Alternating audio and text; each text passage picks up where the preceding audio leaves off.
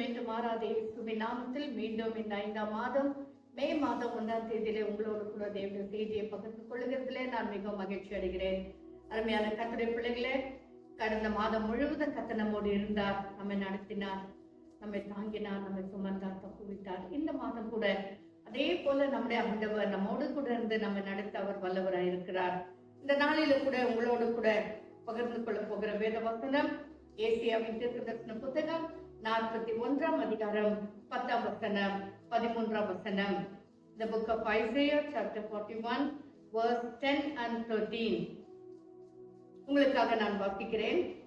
நீ பயப்படாதே, நான் உன்னுடனே இருக்கிறேன். திகையாதே, நான் உன் தேவன். நான் உன்னை பலப்படுத்தி உனக்கு சகாயம் பண்ணுவேன். என் நீதியின் வலது கரத்தினால் உன்னை தாங்குவேன். இந்த 10ஆம் வசனத்துல வாசிக்க கேட்டதான இந்த வசனம், நீ பயப்படாதே.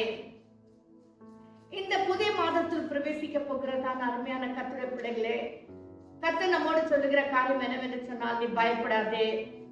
எந்த காரியத்தை குறித்து நீ பயப்படாதே. பயம்தான் ஒரு மனுஷனை முழுதுமாக காட்டி படைத்து அவனை ஒன்றுமில்லாமல் ஆக்கி விடுகிற ஒரு காரியமா இருக்கிறது. எது இருந்தாலும் சமாளிச்சிடலாம். ஆனா பயம் இருந்துச்சுன்னா நம்முடைய வாழ்க்கையில நம்ம எதுவுமே செய்ய முடியாது. அது நம்மளை தூங்கவும் விடாது, சாப்பிடவும் விடாது, சும்மா இருக்கவும் முடியாது, எங்க போறதுக்கும் முடியாது, எந்த வேலையும் செய்ய முடியாம ஒரு முடவனா ஆக்கி விடுகிற ஒரு காரியம் எதுன்னு சொன்னா பயம். பயம். இன்னைக்கு உலக மனுஷன் பயம் பயம் பயம் என்று சொல்லி இந்த பயத்தை போக்குவதற்கு என்னெல்லாம் செய்ய முடியும் என்று சொல்லி அலைந்து திரிந்து கொண்டிருக்கிறான். இப்படிப்பட்ட இந்த உலகத்துல வாழ்ந்து கொண்டிருக்கிறதான நம்மை பார்த்து, கர்த்தருடைய பிள்ளைகளை பார்த்து, தேவனால் தெரிந்து கொள்ளப்பட்ட பிள்ளைகளை பார்த்து கர்த்தர் சொல்லுகிறார், நீ பயப்படாதே. எந்த காரியத்தை குறித்து பயப்படாதே. நீ உன்னுடைய வாழ்க்கையை முன்னேற்றி போடுவதற்கு நீ பயப்படாதே. இந்த மாதத்துல பிரவேசிப்பதற்கு நீ பயப்படாதே. இந்த மாதம் கூட நான் என்ன செய்ய போகிறேன் என்று சொன்னால், நான் உன்னுடனே கூட இருக்கிறேன். ஹல்லேலூயா. நான் உன்னுடனே கூட இருக்கிறேன். ஆனப்படினாலே நீ பயப்படாதே. ஏதோ நானு யாருமே இல்லாத ஒரு அனாதை போல திக்கற்றன போல இருக்கிறேன் அப்படின்னு சொல்லி நினைக்காதீங்க. ஏன்னா கர்த்தர் சொல்றார், நான் உன்னோடு கூட இருக்கிறேன். ஆண்டவர் நம்மோடு கூட இருந்தா, கர்த்தர் நம் பட்சத்தில் இருந்தால் நமக்கு விரோதமா நிற்பவன் யார் என்று சொல்லி சங்கீதத்துல வாசிக்கிற வண்ணமாய் கர்த்தர் நம்மோடு கூட இருக்கிறபடினால் நீங்கள் பயப்படவே வேண்டாம். ஹல்லேலூயா. நீங்கள் பயப்படவே வேண்டாம். ஏன்னா கர்த்தர் உங்களோடு கூட இருக்கிறார். அருமையான கர்த்தருடைய பிள்ளையே, கர்த்தர் உன்னோடு கூட இருக்கிறார். இந்த மாதம் துவங்க நாளில தானே கர்த்தர் உன்னோடு கூட இருக்கிறேன் என்று சொல்லி ஆவியானவர் சொல்லுகிறார். திகையாதே, நான் உன் தேவன். எதுக்கு தயக்கம், எதுக்கு திகைப்பு என்று சொல்லுகிறார். நான் உன்னோடு நிற்கிறது மட்டும் இல்ல, நான் உன் தேவன். அதாவது யாரோ என்னோடு கூட இருக்கிறாங்க நினைக்க வேண்டாம். உன் தேவனாகிய கர்த்தர் உன்னோடு கூட இருக்கிறார். உன்னை ரட்சித்தவர், உன்னை மீட்டுக் கொண்டவர், உனக்காக தம்முடைய ஜீவனை கொடுத்தவர் உன்னோடு கூட இருக்கிறார். ஹல்லேலூயா. நான் உன்னை பலப்படுத்தி, நான் உன்னோடு கூட இருக்கிறேன். நான் உன் தேவனாகிய கர்த்தர் தான் உன்னோடு கூட இருக்கிறேன். அது மட்டும் இல்ல, அவர் சொல்லுகிறார், நான் உன்னை பலப்படுத்துவேன். நான் உன்னை பலப்படுத்துவேன். பலவீன நேரங்களில பலவீனம் வருது மனுஷனுக்கு சகஜம். சரீரத்துல பலவீனம், பணத்துல பலவீனம், பொருட்களில பலவீனம், அதாவது நம்முடைய தானே எல்லா காரியத்திலும் ஒரு பலவீனம் வருகிறது மனுஷனுக்கு சகஜமானு சொல்றாரு. உன் பலவீனத்துல அப்படின்னா பலவீனம் என்ன, என்னால எதுவுமே செய்ய முடியாத ஒரு சூழ்நிலையில வருகிற காரியம், அதுல கூட கர்த்தர் சொல்றாரு, நான் உன்னோடு கூட இருக்கிறேன். உன்னை நான் பலப்படுத்தி உனக்கு சகாயம் பண்ணுவேன். ஹல்லேலூயா. பலவீனம் வருகிற நேரத்துல உன்னை பலப்படுத்தி உனக்கு நான் என்ன செய்ய போறேன், சகாயம் பண்ணுவேன். உனக்கு நான் உதவி செய்வேன். I will be your helper. I will help you. ஆண்டவர் எவ்வளவு அழகா சொல்றாரு பாருங்க. நான் உன்னோடு கூட இருந்து உன்னை பலப்படுத்தி உனக்கு சகாயம் பண்ணுவேன். என் நீதியின் வலது கரத்தினால் உன்னை தாங்குவேன். என் நீதியின் வலது கரம். அவருடைய வலது கரம் எப்பேற்பட்ட கரம், நீதியின் வலது கரம். ஹல்லேலூயா. அது நீதி செய்கிறதான ஒரு வலது கரம். அது அநியாயம் செய்கிற கரம் அல்ல, அது நீதி செய்கிறதான கரம். கர்த்தருடைய பிள்ளையே, என் வாழ்க்கையில நீதி நடக்கலையே, நான் இவ்வளவு நீதியா இருக்கிறேன், ஆனா எனக்கு நீதியான காரியம் நடக்கலையே, எனக்கு ஒரு நல்ல காரியம் நடக்கலையே, எனக்கு ஏன் இப்படிப்பட்ட பிரச்சனை, எனக்கு ஏன் இப்படிப்பட்ட உபத்திரம் சொல்லி கலங்கி கொண்டிருக்கீங்களா? இந்த மாதத்துல கர்த்தர் சொல்லுகிறான், நான் உன்னோடு கூட இருந்து என் நீதியின் வலது கரத்தினால் உன்னை தாங்குவேன். ஹல்லேலூயா. உன்னை தாங்குவேன். கர்த்தர் நம்மை தாங்குகிற தேவனா இருக்கிறார். வாழ்க்கையில எத்தனை போராட்டம், எத்தனை பிரச்சனை, எத்தனை இக்கட்டு, எத்தனை அழுக, இப்படிப்பட்ட எல்லா சூழ்நிலையில கூட கர்த்தர் சொல்றார், என் நீதியின் வலது கரத்தினால் உன்னை தாங்குவேன். 13ஆம் வசனத்துல வாசிக்கிறோம், உன் தேவனாய் இருக்கிற கர்த்தராகிய நான் உன் வலது கையை பிடித்து, நீதியின் வலது கரத்தினால தாங்குறது மட்டும் இல்ல, உன்னை தாங்கிக்கினேன். எங்க என்ன சொல்றாருன்னா, என் நீதியின் வலது கரத்தினால் உன்னை பிடித்து, அவர் உன் கையை பிடித்து. ஹல்லேலூயா. துக்கத்தோடு, வேதனையோடு, கலக்கத்தோடு, சஞ்சலத்தோடு இருக்கிற அருமையான கர்த்தருடைய பிள்ளையே, கர்த்தர் சொல்றார், உன் வலது கையை பிடித்து. பாருங்க, ஆவில உணருங்க, உங்க கரத்தை அவர் பிடிக்கிறார். இந்த மாதத்துல உங்களை நடத்தும்படியாய் உங்க கரத்தை அவர் பிடிக்கிறார். நம்ம கரத்தை பிடிச்சோம்னா நம்ம விட்டுருவோம். பிரச்சனை வரும்போது கர்த்தருடைய கரத்தை விட்டு எங்கேயோ அலைந்து திரிந்து கொண்டிருப்பானா, கர்த்தர் சொல்றாரு, நான் உன் கரத்தை பிடிச்சுக்குவேன். கர்த்தர் பிடிச்ச புடி கெட்டியான புடியா இருக்கும். அது ரொம்ப பலமான ஒரு புடியா இருக்கும். கர்த்தர் சொல்றாரு, வலது கையை பிடித்து பயப்படாதே, நான் உனக்கு துணை நிற்கிறேன் என்று சொல்லுகிறேன். பிரசன்ட் டென்ஸ்ல சொல்றாரு, சொல்லுகிறார் என்று அல்ல, சொல்லுகிறேன். இப்போ சொல்றாரு, இப்போ உன்னோட சொல்லிட்டு இருக்காரு, ஓ வலது கையை பிடிச்சு பயப்படாதே, நான் உனக்கு துணை நிற்கிறேன் என்று சொல்லி கர்த்தர் இப்போ உங்ககிட்ட சொல்லிட்டு இருக்காரு. உங்க உள்ளத்துல ஆவியானுடைய சத்தம் தொனித்து கொண்டு இருக்கிறது. பாருங்க, ஆவியானவர் உங்களோட கூட இடைப்பட்டு கொண்டு இருக்கிறார். இந்த காலவழியில அவர் சொல்லுகிறார், பயப்படாதே, நான் உன் கையை பிடிச்சிட்டு இருக்கிறேன், அதனால நீ கலங்காதே, நீ பயப்படாதே, திகையாதே, நான் உனக்கு துணை நிற்கிறேன் என்று சொல்லி கர்த்தர் இந்த காலவழியில, இந்த மாதத்தின் முதல் ஜாமங்களிலே கர்த்தர் உங்களோடு சொல்லுகிறார், நான் உனக்கு துணை நிற்கிறேன் என்று சொல்லி 11ஆம் வசனம் 12ஆம் வசனத்துல வாசிக்கும் பொழுது, இதோ உன்மேல் எரிச்சலா இருக்கிற யாவரும், கர்த்தர் இந்த கருத்தை பிடிச்சிட்டாருனா, கர்த்தர் நமக்கு துணையா இருந்துட்டாருனா, கர்த்தர் நம்மை பலப்படுத்திட்டாருனா, கர்த்தர் அவருடைய நீதி வலது கரத்தினால் நம்மை தாங்கிட்டார்னா, அவர் என்ன செய்யறாராம், உன் எரிச்சலா இருக்கிற யாவரும் வெட்டி, உன்மேல் எரிச்சலா இருக்கிற யாவரும் வெட்கப்பட்டு லட்சை அடைவார்கள். உன்னுடைய சத்துருக்கள் இந்த மாதத்திலே லட்சை அடைவார்கள், வெட்கப்பட்டு போவார்கள். தலை குனிபடி கர்த்தர் வாழ்க்கையில ஒரு பெரிய காரியத்தை கர்த்தர் செய்வார். ஹல்லேலூயா, ஹல்லேலூயா. எந்த காரியம் வாழ்க்கையில வெட்கத்தை நிந்தைய கொண்டு வருகிற காரியமா இருந்தாலும் சரி, அதை கர்த்தர் தலை குனிபடி செய்வார். உன்னை கர்த்தர் நிமிர்ந்து நடக்க செய்வார். உனக்கு விரோதமாய் எழும்புகிற எல்லா காரியங்களும் வெட்கி லட்சை அடைபடி செய்வார்.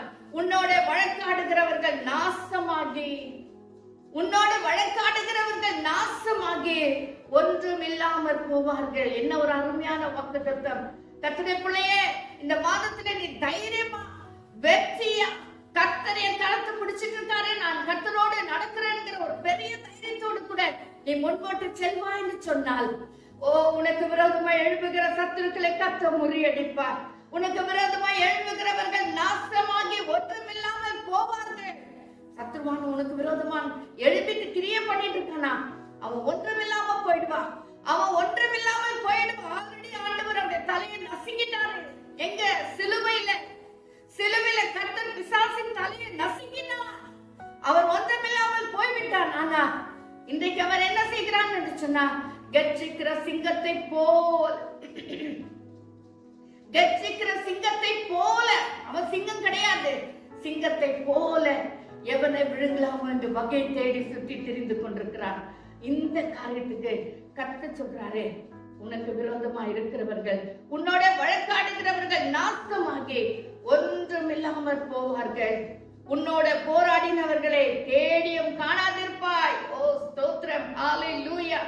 உன்னோட போராடுகிறவர்கள், உனக்கு விரோதமாய் போராடினவர்கள், உனக்கு விரோதமாய் பேசினவர்கள், உனக்கு விரோதமாய் கிரியை பண்ணினவர்கள், உனக்கு விரோதமாய் எழுப்பினவர்கள், உனக்கு விரோதமாய் கூட்டத்தை ஆயத்த பண்ணினவர்கள், அவர்களை கர்த்தர் என்ன செய்யறானா, அவர்களை நீ தேடியும் காணாதிருப்பாய்.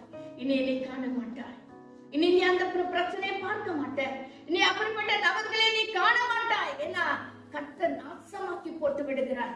கர்த்தர் ஒன்றுமில்லாமல் போகும்படி கர்த்தர் கிரியை செய்கிறார். ஹல்லேலூயா. உன்னோட யுத்தம் பண்ணின மனுஷர் ஒன்றுமில்லாமல் இல் பொருள் ஆவார்கள். உன்னோட வழக்காடினவர்கள், உன்னோட யுத்தம் பண்ணினவர்கள், யுத்தம் தான், பெரிய போராட்டம் தான், யுத்த களத்துல நிற்கிறவர்களை போலதான் நீங்க கடந்து வந்தீங்க, உண்மைதான். ஆனா ஆண்டவர் சொல்றாரு, அப்பேற்பட்ட நபர்களே ஆண்டவர் ஒன்றுமே இல்லாம இல் பொருளாக்கிடுவார். அதாவது அந்த பொருளை இருந்துச்சான்ற இடம் கூட தெரியாமல் போகும்படி செய்வார். அப்படிப்பட்ட ஒரு நபர் இருந்தாங்களா என்று சொல்லி இல்லாமல் போகும்படி கர்த்தர் செய்வார். கர்த்தர் பெரிய காரியங்களை செய்கிறவரா இருக்கிறார். ஹல்லேலூயா. 45ஆம் அதிகாரம் 4ஆம் வசனத்துல வாசிக்கிறோம். ஏசாயா 45:4 நீ இந்த மாதத்துல என்ன செய்ய போகிற தெரியுமா? வெண்கல கதவுகளை உடைத்து. இவ்வளவு தூரம் 41ஆம் அதிகாரத்துல வாசிக்கும் பொழுது பயப்படாதே, நான் உன்னோடு கூட இருக்க, உனக்கு துணை நிற்கிற எல்லாம் சொல்லிட்டாரு. சத்துருக்கள் எல்லாம் முறியடிக்கிறாரு. உனக்கு விரோதமா எழுதின யுத்தம் பண்ணினவர்களை ஒன்றுமில்லாமல் இல் பொருளாக போவார்கள் என்று சொல்றாரு. அது மட்டுமல்ல, இந்த மாதத்துல வெண்கல கதவுகளை உடைத்து, நீ வெண்கல கதவுகளை உடைக்க போகிறாய். ஆகாத காரியங்கள் உனக்காக கர்த்தர் ஆக வைக்க போகிறார்.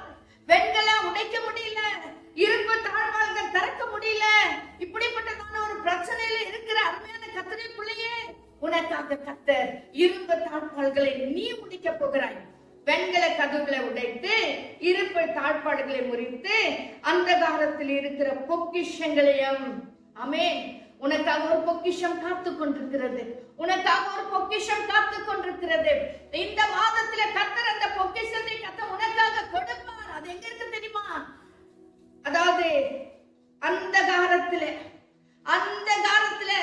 யாருக்கும் தெரியாத ஒரு இருள் சூழ்ந்த இடத்துல உன்னுடைய பொக்கிஷம் மறைந்திருக்கிறது. உன்னுடைய பொக்கிஷம் சிக்கி தவித்துக் கொண்டிருக்கிறது. இந்த மாதத்துல கர்த்தர் அதை உனக்காக விடுவிக்க போகிறார். இந்த மாதத்துல உனக்காக கர்த்தர் அந்த காலத்தில் இருக்கிறதான பொக்கிஷத்தை உன் கைவசமாய் மாறுபடி கர்த்தர் கிரியை செய்ய போகிறார். கர்த்தருடைய பிள்ளையே, நீ விசுவாசிப்பாய் என்று சொன்னால் நிச்சயம் கர்த்தர் பெரிய காரியங்களை செய்வார். ஒளிப்பிடத்தில் இருக்கிற புதையல்களையும், புதையல் அதாவது புதையல் எங்க இருக்கு, எப்படி இருக்கு, எப்ப கிடைக்கும் ஒண்ணுமே தெரியாது. திடீர்னு ஒரு ஆசீர்வாதம் வந்துடும். அதுதான் புதையல். திடீரென்று உன் வாழ்க்கையில ஒரு உயர்வு வரும். திடீரென்று உன் வாழ்க்கையில ஒரு புதையலை போல ஒரு ஆசீர்வாதங்கள் வரும். அதை நீ நினைச்சு கூட பார்த்திருக்க மாட்ட. வசனத்துல வாசிக்கிறோம், கர்த்தர் தம்முடைய பிள்ளைகளுக்கு உண்டு பண்ணினவைகளை கண் காணவும் இல்லை, காது கேட்கவும் இல்லை, அது மனுஷனுடைய இதயத்தில் தோன்றவும் இல்லை. அதாங்க புதையல். அந்த புதையல், அந்த ஒரு ஆசீர்வாதம் நீ பார்க்கவும் இல்லை, கேட்கவும் இல்லை, உன் இதயத்துல தோன்றவும் இல்லை.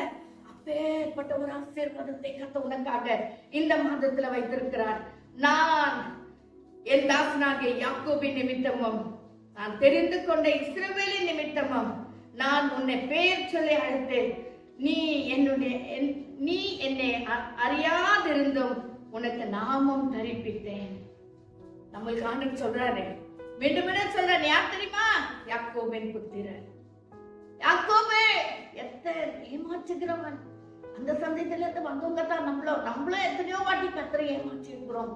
ஆனா கர்த்தர் சொல்றாரு, அப்படி இருந்தாலும் நீ என்னை அறியாதிருந்தும் உனக்கு நாமம் தரிப்பித்தேன். ஹல்லேலூயா. இன்னுமாக 44ஆம் அதிகாரம் 8ஆம் வசனத்துல வாசிக்கிறோம், நீங்கள் கலங்காமலும் பயப்படாமல் இருங்கள். அக்காலம் முதற்கொண்டு நான் இதை உனக்கு விளங்க பண்ணினதும் முன் அறிவித்ததும் இல்லையோ. மீண்டும் கர்த்தர் ஒரு தைரியமா சொல்றாங்க, உனக்கு நான் முன்னையே சொல்லையா? நீ பயப்படாதே, கலங்காதே, நான் உன்னோட கூட இருக்கிறேன். உன்னை நான் தெரிந்து கொண்ட நாள் முதற்கொண்டு நான் உன்னோடு பேசின்னு இருக்கிறேன் இல்லையா? உன்னோடு நான் சொல்லி நிற்கிறேன். நீ ஏன் கலங்குற? நீ ஏன் திகைக்கிற? நீ ஏன் கண்ணீரோடு கூட இருக்கிற? நீ ஏன் ரொம்ப வருத்தமா உட்கார்ந்து இருக்கிற? ஓ ஸ்தோத்திரம். யார் கூட பேசாம, யார் கூட கலங்காம, ஏதோ எல்லாமே முடிஞ்சு போச்சுன்னு சொல்லி நினைச்சு துக்கத்தோடு கூட இருக்கிறியே. நான் நீ பயப்படாதே, கலங்காதே என்று சொல்லி நான் உனக்கு சொல்லவில்லையா? அக்காலம் முதற்கொண்டு நான் அதை உனக்கு விளங்க பண்ணினதும் முன் அறிவித்ததும் இல்லையோ? இதற்கு நீங்களே என் சாட்சிகள். என்னை தவிர தேவன் உண்டோ? வேறொரு கண்மலையும் இல்லையே, ஒருவனையும் அறியேன். சொல்ற, என்னை தவிர உனக்கு வேற யாருமே கிடையாது. ஏன்னா நான் தான் உன்னோடு கூட இருக்கிறேன். ஆதி காலம் முதல் உனக்கு சொல்லியிருக்கிறேன். நீ ரட்சிக்கப்பட்ட நாள் முதல் கொண்டு நான் உன்னோட சொல்லிக்கொண்டே இருக்கிறேன். நீ பயப்படாதே, கலங்காதே. என்னை தவிர வேற தேவன் உலகத்துல இல்ல. நானே உன் தேவனாகிய கர்த்தர். நானே உன்னை மீட்டுக் கொண்டவர். நானே உன்னை ரட்சித்தவர். நானே உன்னை அபிஷேகித்தவர். நானே உன்னை என்னுடைய நீதியின் வலது கரத்தில் நான் உன்னை தாங்கி கொண்டு வருகிறேன். நான் உனக்கு சொல்லலையா? கலங்காதே, பயப்படாதே, திகையாதே. நான் உன்னோடு கூட இருக்கிறேன். இந்த மாதம் நமக்கு ஒரு பெரிய வெற்றியின் மாதமாக மாறப்போகிறது. அதாவது வெண்கல கதவுகளை உடைத்து, இருப்பு தாழ்பால்களை முறித்து, அந்த காலத்தில் இருக்கிற பொக்கிஷங்களை பெற போகிறதான ஒரு மாதம், பெற்றுக்கொள்ள போகிறதான ஒரு மாதம். ஆனப்படினால நீ கலங்காதே, திகையாதே, பயப்படாதே. நாம் கஞ்சி முடிச்சு வைக்கலாமா? அருமை ரட்சகா, இந்த நல்ல ஆண்டவரே காலவளைக்கா நன்றி. கர்த்தாவே உடைய சமூகத்துல வரும்படி, உடைய வசனத்தை பகிர்ந்து கொள்ளும்படி கர்த்தர் செய்த கிருபைக்கா நன்றி ராஜா. ஆமாண்டவரே ராஜா, நீர் எவ்வளோ நல்லவரப்பா. இந்த உலகத்துல உண்மை தவிர வேற யாருமே இல்லை கர்த்தாவே. நீ ஜீவாதிபதியா இருக்கிறீர். நீ ஜீவனுள்ள தேவனா இருக்கிறீர் ஆண்டவரே. அப்பா, எங்கள் கரங்களை பிடித்து எங்களை நடத்துகிறவரா இருக்கிறேன். ஆமாண்டவரே, ஆதி காலம் முதல் எங்களோடு பேசிட்டே இருக்கீங்கப்பா. ஆண்டவரே, நீர் எங்களை நடத்துகிறவரா இருக்கிறீர். உமக்கு நன்றி. இந்த மாதத்துல ஆண்டவரே வெண்கல கதவுகளை உடைக்க போகிறேன். இருப்பு தாழ்பால்களை முறிக்க போகிறேன். ஆண்டவரே, அந்த காலத்தில் இருக்கிற பொக்கிஷங்களை கொடுக்க போகிறேன். புதையல்களை கொடுக்க போகிறேன். உமக்கு நன்றி ஆண்டவரே. அப்பா, நானும் அப்படியே விசுவாசிக்கிற சுவாமி. நாங்கள் அப்படியே நம்பி கர்த்தாவே எங்களுக்கு வைத்திருக்கிற ஆசீர்வாதங்களை பெற்றுக்கொள்ள, இந்த வாக்குத்தத்தங்களை தினந்தோறும் சொல்லி சொல்லி எங்களுக்கு வர வேண்டிய நன்மைகளை நாங்கள் பெற்றுக்கொள்ளும்படி எங்களுக்கு உதவி செய்யும். துக்கத்தோடு, வேதனையோடு, பாரத்தோடு, கலக்கத்தோடு இங்க இருக்கிறதான நம்முடைய பிள்ளைகள், வசனங்களை கேட்கிறதான நம்முடைய பிள்ளைகள் மீது உடைய அன்பின் கரம் நீட்டப்படட்டும் ஆண்டவரே. வல்லமையான நம்முடைய மகிமையின் கரம் நீட்டப்படட்டும் ஆண்டவரே. ஆறுதல் படுத்துவீராக, தைரியப்படுத்துவீராக. வெற்றி நடை போடும்படி கர்த்தர் உதவி செய்யும். வெற்றியோடு கர்த்தாவே இந்த மாதத்துல பிரவேசிக்க கர்த்தர் கிருபை தாரும். இவ்வளவு மாதம் நடத்தின கர்த்தர் இனியும் எங்களை நடத்துவர், வல்லவர் என்று சொல்லி ராஜா இந்த வாக்குத்தத்தங்களை பிடித்து நாங்கள் ஒவ்வொரு நாளும் செபித்த ஆசீர்வாதங்களை பெற்றுக்கொள்ள எங்களுக்கு கிருபை தாரும். எங்களை முற்றிலும் தாழ்த்துடைய அன்பின் கரத்துல ஒப்பு கொடுக்கிறோம். எங்களை தாழ்த்துகிறோம். பிள்ளைகளை ஆறுதல் படுத்த, கண்ணீரை தொடையும், தைரியப்படுத்த, உற்சாகப்படுத்தும் ஆண்டவரே. அன்பின் கரத்துல எங்களை ஒப்பு கொடுக்கிறோம். துதிகன மகிமையில உமக்கு செலுத்துகிறோம். இயேசுவின் நாமத்தில் ஜெபிக்கிறோம் எங்கள் ஜீவனுள்ள பிதாவே. ஆமென், ஆமென். கர்த்தர் தாம் இந்த வசனங்களை ஆசீர்வாதத்தை கொடுப்பாராங்க. இந்த மாதத்துல சந்தோஷமாக பிரவேசிப்போம். நிச்சயம் கர்த்தர் நம்மை ஆசீர்வதிப்பார். ஆமென்.